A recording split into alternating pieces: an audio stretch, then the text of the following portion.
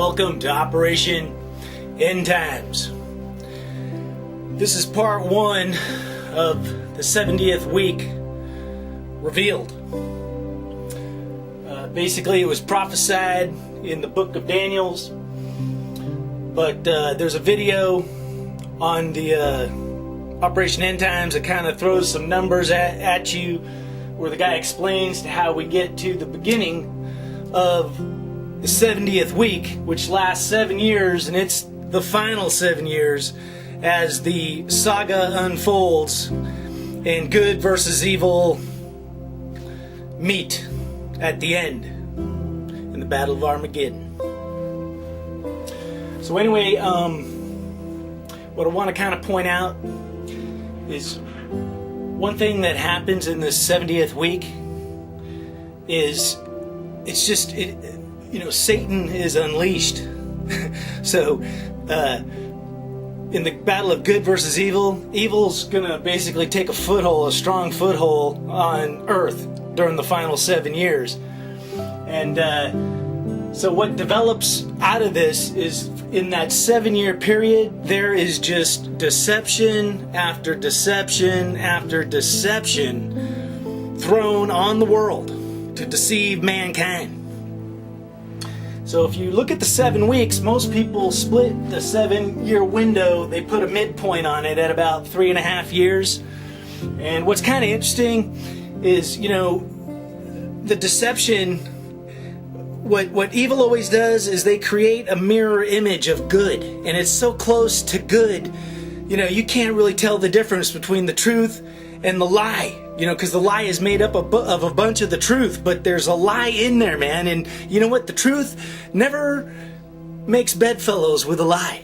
The truth doesn't live with a lie. So if there's a lie in it anywhere, that means it's not the truth. It's just a lie. But when we look at the 7-year window, the final week, the midpoint, it's kind of like two opposing mirrors. The truth and the lie.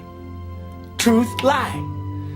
But what you'll find as we go through the beginning, the middle, and the end of the 70th week, where tribulations come upon us and the great tribulation starts, you'll find that there's just constant mirror images where something looks both good and evil. And you got to kind of make a decision, like, is it good or is it evil? Or could it actually represent both?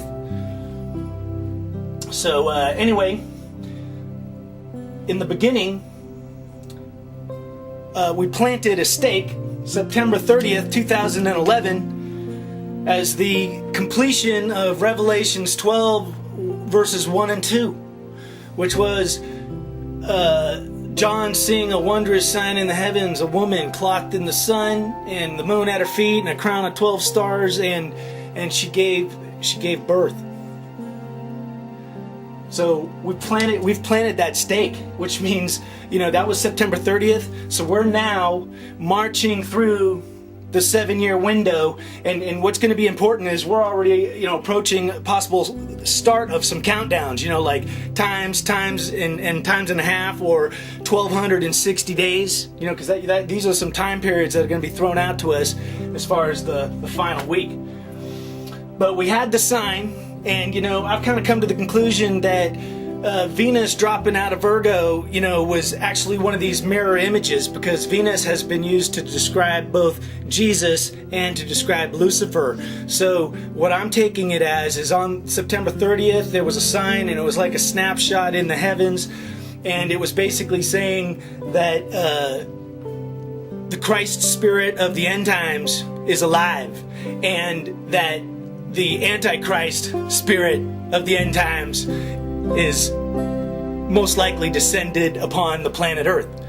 So what actually happened in this sign is, not only did Venus drop out, which had this mirror double image, but eventually the planet Saturn dropped out of the womb of Virgo, which to me was kind of a sign of the possible rise of the beast, because it's Satan being kicked out of heaven. So, Satan may not actually be here officially yet, because I'll tell you some things that might happen when he actually makes his arrival.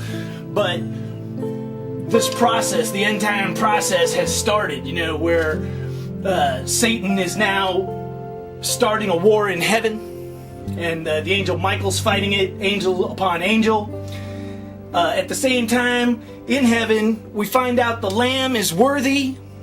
And just to touch back on the sign in the sky, the young woman, to me, I believe that is a snapshot of the living church of Jesus on the planet as of September 30th. And you know what?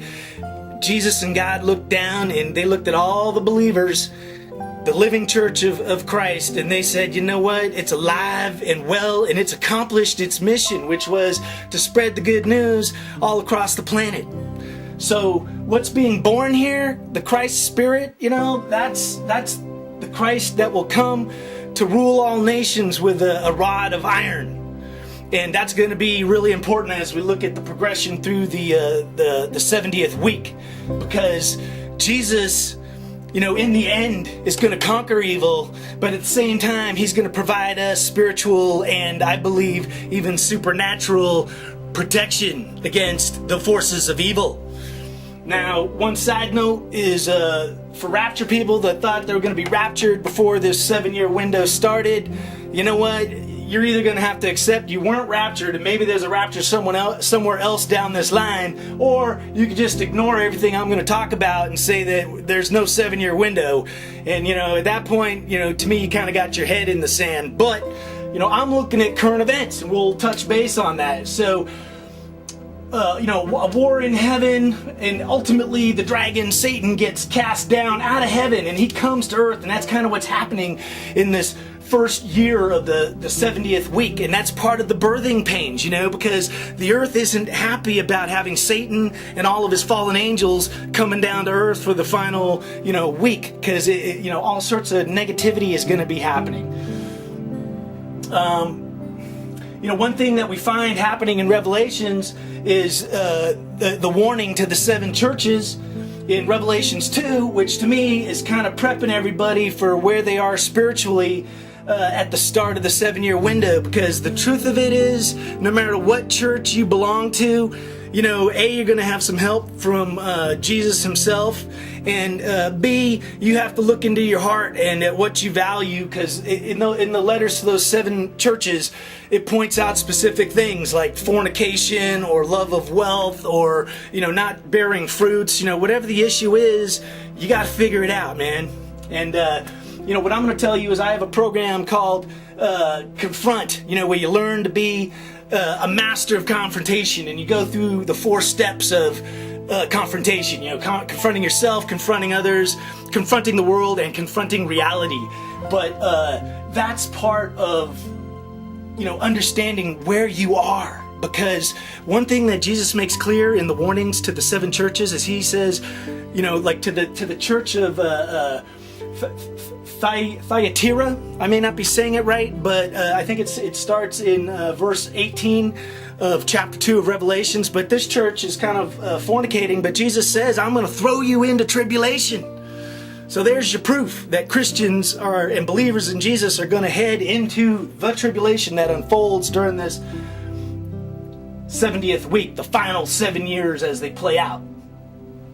So, once again, the woman that gave birth was the living church of Christ. And what happens is after she gives birth, she's flown to the wilderness for 1,260 days.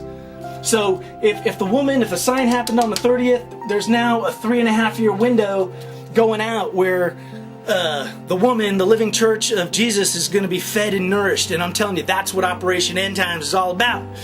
Is, evil is making its plans, as we will talk about how things approach what's going to go down towards the midpoint. But, the forces of good, the Jedi warriors for Jesus Christ, we got to start making our plans. And, plan 1 is to know what the truth is. Plan 2 is to put on the armor of light so you're ready for battle and you can engage the forces of evil and not get your butt kicked, man. So, we're talking about things like the armor of light or love, the helmet of salvation, the shield of faith, and, the girdle of truth, man. So no matter what's thrown at you, you're not going to be shaken. All right, Operation End Times, 70th week, the last 7-year window. Basically, things are unfolding. So I'm going to kind of wrap it up. Part 1, One other note I'll throw in there is the four horsemen. The rider in the white. We're looking for him to make his appearance. Because basically, I believe the first four horsemen, are going to progress. Basically, first year, second year, third year.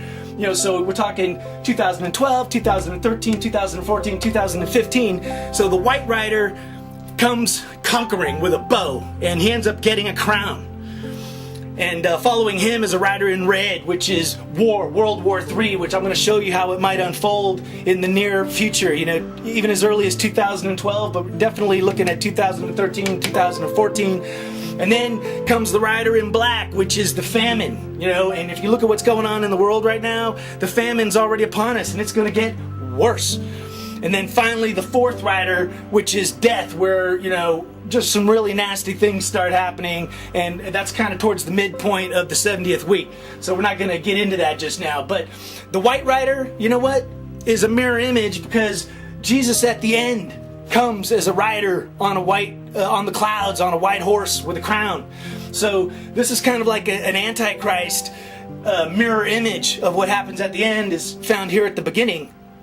And already I'm speculating that the white rider, could either be Syria or, hey, America, man. But it says it rises out of the sea. Syria is along the coastline, and America is, from sea to shining sea.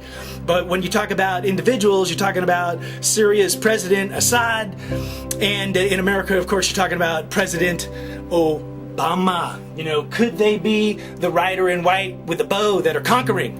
And right now, we got Obama saying that Iran's threatening us, and already, he's claimed to have kicked Gaddafi's ass. He's claimed to have killed Osama bin Laden. He almost kind of said, hey, the war with evil is over, which in itself seemed like a big lie, because what I see unfolding is more evil and eventually this huge conflict that's going to get way worse. But we'll get into that in part 2. So the rider in white, to me, I think is kind of actually on the world stage, but we'll just keep a close eye on it. And following it will be, war. The red rider with a huge sword, and for some reason, Russia and the bear. And what you'll see is as the war arises, that's the beast rising, up out of the sea as well, and the beast has got this trinity of evil, a bear, a lion, and a leopard. And, we'll kind of tell you how that matches up with what's going on in the world right now. But you know what? That's part 1, man. The start of the 70th week. Give me whatever input you got, and I will take us through the rest of the Revelation in parts 2 and 3. All right. God bless everybody. Praise God for everything. Keep the faith.